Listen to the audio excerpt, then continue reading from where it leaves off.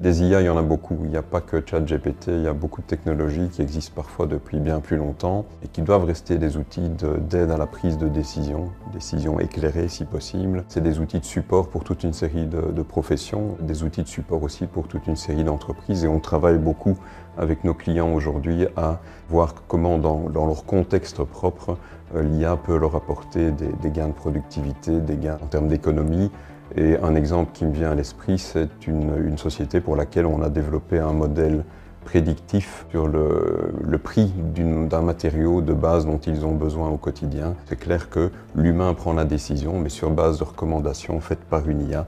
Mais j'insiste, l'IA, c'est un outil d'aide à la prise de décision et ça doit le rester. Alors dans les points que je voudrais développer, je voudrais dire que, à mon sens, l'IA ne va jamais remplacer le juge, l'avocat, le médecin.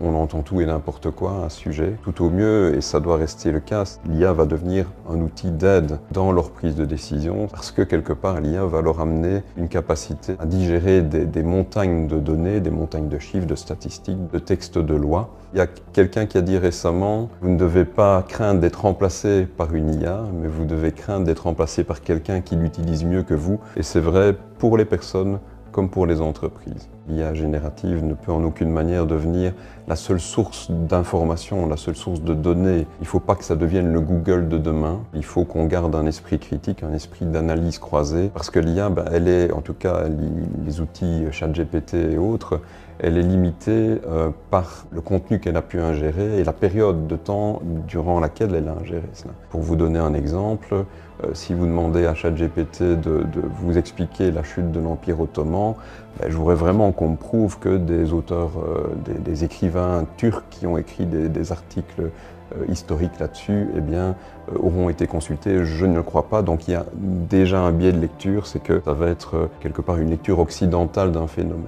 L'IA peut devenir un vrai problème pour nos démocraties, dans la mesure où il est désormais assez facile d'ingérer des textes qui, quelque part, pourront avoir une connotation dogmatique ou idéologique. Et donc, on va voir apparaître, c'est immanquable, une IA ou des IA teintées d'extrême droite, ou des IA à la Fox News, avec des vérités plus ou moins vraies. Le problème, c'est que si on en fait le seul outil de consommation d'informations, le seul outil d'interrogation, on va contribuer, comme le fait déjà Facebook finalement, à rester enfermé dans notre bulle idéologique de gens qui pensent la même chose que nous. Et donc il y a un vrai danger pour moi au niveau du contrôle. Il faut qu'on soit beaucoup plus assertif sur ce qu'il y a dans ces IA. Dernier sujet au niveau de l'IA, je voudrais dire que le procès qui vient de s'ouvrir à New York entre le New York Times et Microsoft OpenAI va faire tache d'huile. Le New York Times reproche que l'on ait ingéré dans une IA des textes